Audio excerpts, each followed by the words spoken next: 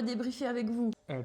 Que tu as vu, que j'ai pas eu le temps de voir. Et hors compétition, Présence, que j'ai vu et qu'il a pas vu. Donc Ells, c'est un premier film, c'est un film français en compétition, si je me trompe pas. Exact. Adapté d'un court-métrage que le réalisateur avait fait en 2007. Le réalisateur s'appelle Stagiaire, quoi. Thibaut Hénine. C'est un film qui fera penser un peu au Covid, réalisé pendant le Covid. Il y a huis clos, il y a 4 personnages centraux. C'est une histoire de contagion? C'est une histoire de contagion. Grosse Virus, pandémie, on peut plus ouais. sortir de chez soi, les gens fusionnent avec leur canapé. J'ai beaucoup aimé le film. La première partie, elle est en couleur, c'est important. Plus axé comédie, science-fiction. Ça a beaucoup rigolé dans la salle. C'est la séance où j'ai le plus rigolé, tu vois. Ah Donc, toi, ouais. c'était La première partie, elle est vraiment assez fun. Au bout d'une heure, j'ai regardé l'heure film. Disons que c'est pas un très bon indicateur. Pile au moment où j'ai regardé l'heure, le film a switché en noir et blanc pour passer de la comédie science-fiction un peu cool, un peu horrifique. Ah, il y a une partie noir et blanc, une Ouais. partie couleur. Une heure en couleur et 40-50 minutes en noir et blanc. Beaucoup plus intéressant. Visuellement, c'est dingue.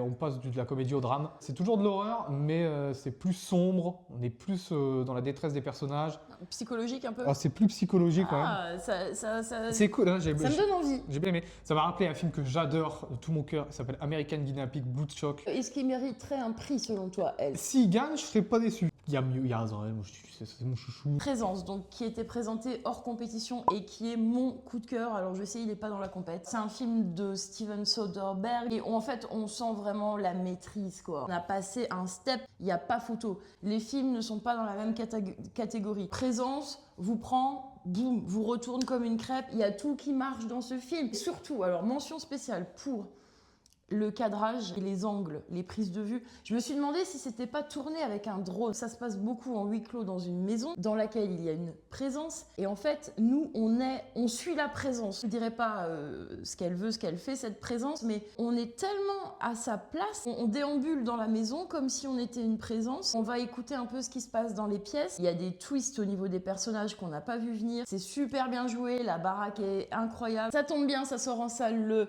5 février. très bien dosé, très bien fait, c'est un putain de bon film. Point. Barre. J'avais le choix entre Présence et Les Tuches.